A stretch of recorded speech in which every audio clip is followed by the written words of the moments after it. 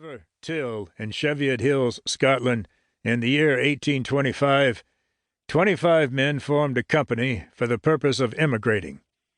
These men built themselves a bark, and when ready to sail, held a council to determine whether their destination would be India or America. A vote was taken, which resulted in a tie, thus forcing the captain to cast his ballot. He voted for America, and by so doing destined me to fight Indians instead of hunting Bengal tigers in India. My father was one of the company, and his brother was the captain. I was just 2 years and 10 months of age when we landed at New Orleans.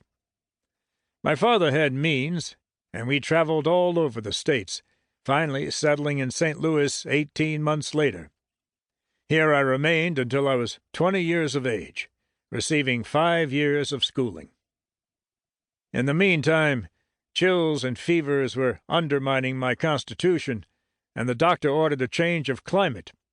My father made arrangements with a party of hunters and trappers who were in St. Louis at the time to allow me to accompany them on their next trip, which would last a year.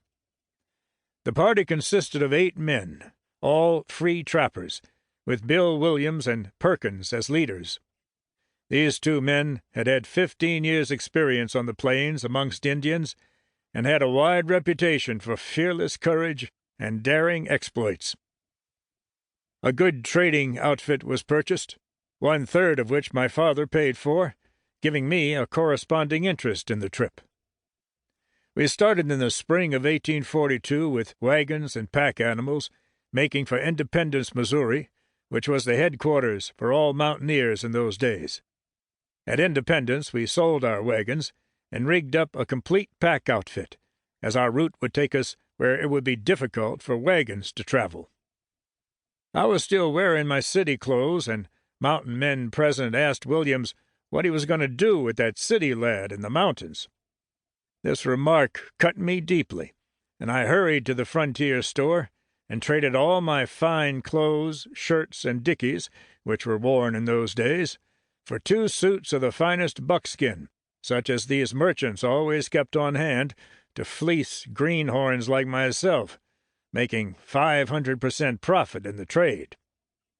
Next morning I appeared dressed a la prairie, and the old trappers noticed the change and said, "Williams, that boy of yours will make a mountaineer if he catches on at this rate." We all went to work getting our pack outfit ready, which was accomplished before night. Next morning, the 15th of March, 1842, we started, bidding adieu to the remaining mountain men, who were all making preparations to start on their different routes for trapping and trading. The trappers and traders of that day were brave and reckless men, who never gave a second thought to the danger in their calling. We made good time and reached Salt Creek on March 20th. Camp had just been made when we saw in the distance a small herd of buffalo coming directly towards us. Williams gave orders to corral all stock.